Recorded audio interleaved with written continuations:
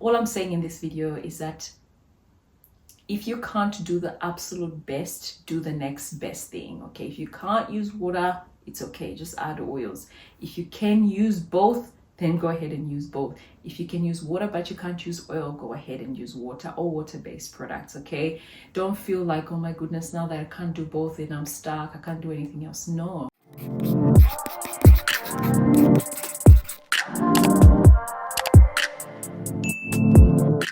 Hey guys, it's Coily Diaries back with another video. In this video, we're talking, are oils moisturizing to the hair? This is something that you've seen a lot of videos on YouTube. I'm not the first person to address this topic, but I just wanted to undo my hair. I've recently blow dried and flat ironed my hair. Flat ironed is really a soft flat iron. And I'll undo my braids and just come out here and show you guys what's happening while talking about whether or not oils are moisturizing to the hair. All right, let's get started. So what do we know about moisture or moisturizing natural hair? We know that there is moisture, we know that there is hydration, and we know that there is sealing of the hair. What is hydration? Water. Hydration is water. What is moisture? Moisture is water as well. However, I guess it's a less amount of moisture, and also it's mainly, when it comes particularly to moisturizing the hair, it's a process. Moisturizing is not one thing. Moisturizing is a process. So it's a process of adding water, and it's a process of sealing in that moisture. So moisture happens on the outer layer of the hair's cuticle, and hydration happens on a deeper level. Hydration needs pH, a higher pH, to raise the cuticle and allow the hydration in, or heat to raise the cuticle and allow that hydration in. I've done a separate video, guys, going into detail about this topic.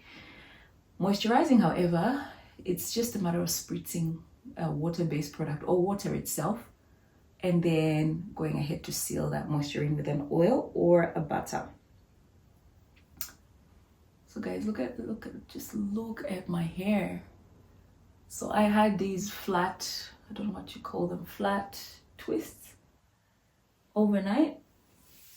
Oh. Well, that didn't take long, but girl, can we just wait a minute? Can we just pause a minute to appreciate my hair? The effort that it's taken me to grow this hair up to this stage is crazy. I've been growing my hair for almost 10 years. Obviously, this is not 10-year-old hair, so big chopped a few times, not a few times, once, but I've cut my hair a few times. There have been setbacks a few times. So this is the longest my hair has been, and I've never really seen it in this light, and I'm really excited about it. Anyway, so yeah, moisturization is a process. Both of these things need to be present for your hair to be at its optimum stage. However, it's better to have either than to not have anything at all. So if you're wearing a style that does not allow you to wet your hair, it's better for you to just keep adding oils than to do nothing at all. On the other hand, if you've got a style that does not allow you to wear oils, but you can add water, it's better for you to add water-based products or water itself than to do nothing, in my opinion. Now, in saying that, a lot of people will say, oh, if you add an oil to dry hair, then, you're locking in dryness, which has truth to it, because if your hair is dry, then it's dry, right? Like, what are we doing? So yes, it's true. The optimum condition is to have the hydration and the moisture together. However, if you can't, I would rather you just apply oils. And I'm speaking this particularly to my protective stylers, right? A lot of us protective style our hair. We love to go for months on end, wearing these protective styles, and sometimes it's not always possible to add water or hydration. In those situations, I'm going to give you some tips on how to still help nourish and moisturize your hair, even with just oil-based or water-free products, so that your hair is not completely left vulnerable. Because I think something that has been not discussed as much is the fact that oils actually lubricate. Oils can penetrate the hair shaft. Oils provide lubrication, provide protection. Our hair has got oils, it's got its own sebum. So yeah, water is important, but in a condition or in a situation where you're not able to hydrate or rehydrate your hair, just applying oils to your hair is great. Another thing I just want to point out is not applying product on a regular actually keeps you chemical free for a period, for a season.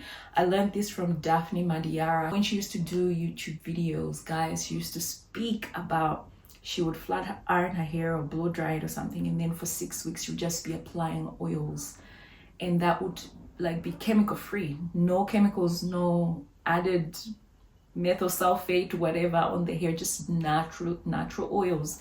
And a lot of people don't really explore this particular area of natural hair, but I think I'm opening up my mind to it because I'm trying to obviously reduce my toxic load, and I am going on my protective style, journey, and I'm trying to look for ways to still I guess attend to my hair and care for my hair, even if I'm not adding water in the same way or at all to my hair. So here are some tips if you're not going to be able to apply water to your hair for one reason or the other. You've got a silk press, you have a long-term protective style that you don't want to wet, whatever the case. The first thing is to make sure that your hair is very well looked after before you put the style in. I mean, cleanse, condition, deep condition, protein treatment, and butter your hair or oil your hair before installation. I'm looking into actually buttering the hair, like literally layering, almost like grease. Some people put grease on the hair. Grease is just like a barrier, so it locks in whatever is in there, and once it's in there, it stays in there and doesn't come out. Nothing in, nothing out.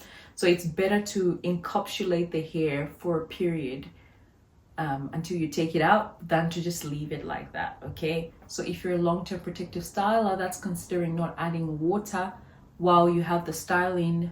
Really just put a barrier on the hair. So butter, oil, yeah, let it rain. Let it rain butters and oils. So look after your hair, make sure you cared for it very well before installation. Before installation, really butter the hair, oil the hair very well. While you have the style in, continue to add oils to your hair. A lot of people will say, oh, you're just locking in moisture. Yeah, it's true, but also if you use, say, like glycerin humectant when you're installing your style, that humectant is really still on the hair. A good amount of it is still on there, so you do have some moisture happening. So whatever moisture is there, I would rather you keep that than to leave it vulnerable and free to actually leave the hair. So butter, oil the hair while in that protective style, even if you're not adding water. Use penetrating oils. I've done a whole video on penetrative and sealing oils. Olive oil is a personal favorite. Those oils will lubricate, but also over time they do get into the hair, so that way your hair gets some kind of nourishment, even if it's going for a lengthy period without water. And then sebum, particularly if you've got a silk press or a straighter style, or even if it's not straight, if it's still curly, but you can somehow get the sebum down to your hair, do it. I've done a whole video on bow bristle brushing. I think if you're a straight natural or someone that has a silk press or blowout or protective style, it's a good opportunity to utilize sebum, obviously depending on the style, but it's a good opportunity to use those natural oils. I personally believe there is no product on the market that can do for you what sebum can do for your hair. Okay, nothing. What's found in sebum is not found in your leave-in conditioner, your oils, your butters, whatever. So if you can find a way to actually utilize your sebum, use it. It's natural, it's good for your hair, it's nourishing to your hair. Yeah, it's great. Now, a few people have said that they can use a small amount of leave-in conditioner, particularly on the ends of their hair, and just apply that and then go ahead to seal that moisture in with a butter or an oil. If you can do that, then go ahead and still use some kind of leave-in conditioner. It's better than nothing. All I'm saying in this video is that if you can't do the absolute best, do the next best thing. Okay, if you can't use water, it's okay, just add oils. If you can use both, then go ahead and use both. If you can use water but you can't use oil, go ahead and use water or water-based products. Okay, don't feel like, oh my goodness, now that I can't do both and I'm stuck, I can't do anything else. No, like, no one's perfect, no routine's perfect, no situation is perfect. So go ahead and do the best for your situation. All right, so I thought I'll just summarize the key points here because I feel like maybe I didn't outline them as clearly in the video. The first thing that I would encourage is to go ahead and use penetrative oils. I would use maybe like a blend of penetrative oils. That way you're giving your hair the best chance to actually take up some of those oils to lubricate, nourish, soften the hair, etc. And of course, you know, keep whatever moisture, hydration is on the hair already. I've done a separate video talking about penetrative oils. Go have a look at that one. The second point is to use humectants prior to installation. Glycerin, aloe, honey, that kind of thing, because humectants actually linger on the hair longer and keep attracting moisture to the hair without really reverting it that much, of course depending on how much you use. But prior to your installation or heat styling, go ahead and use a humectant just to keep moisture there for longer. Number 3 is to lock in your ends. If you can put your hair in a bun once in a while and, you know, tuck the ends in, that would be really good to keep those ends, you know, soft and hydrated a little bit longer. Of course, if you're wearing a long-term protective style, weaves, wigs, maybe not wigs, but, you know, braids, cornrows, you know, twists, particularly with added hair, that is already done for you because the hair is already tucked into the hair usually. So that's another tip that I'll give to you guys. The next one is to really butter and I guess put like a layer of, some people use grease for this, but I find that castor oil and shea butter, the combination of those two, really help to moisturize the hair and keep it really supple, soft for much longer. I mean months. This is actually something that I used to do as a teenager, as a child. Obviously those days I was using grease, but it would really keep the hair stretched and somewhat moisturized for a little bit longer, so that when you're taking it down, it's not crunchy dry and just breaking. So when I say put butters, I mean lather the hair with a lot of butter. I've done a separate video showing you guys how I do this. The hair literally looked like I had relaxed it because there was so much butter in the hair. It was so weighed down. So use a lots and lots of butter before the installation of your long protective style. If you can, go ahead and reapply your oils and butters while in the long-term protective style, just to give your hair that extra support and protection. And lastly, if you can, add a tiny bit of leave-in conditioner while in your heat stretch styles or long-term protective styles without really causing it to revert. I would recommend that.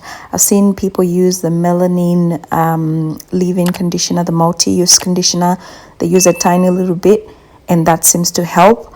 I would recommend that because that adds a tiny little bit of moisture. It's a tiny bit of humectants, but it does take you a little bit further when it comes to keeping your hair, you know, somewhat moisturized, you know, for a longer period while you're not able to put on, you know, full-blown water or full-blown leave-ins or water-based products.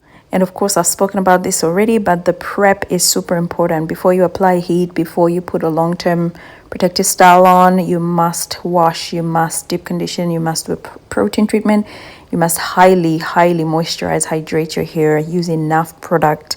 Just, you know, go to town, and this will really help because, you know, if you have enough product on your hair, it's just gonna have something to draw to over the months that you're having it without water. That way it's not, you know, being dry and just not having any product sitting on the hair for it to use. And of course, if you can find a way to use your sebum, girl, do it.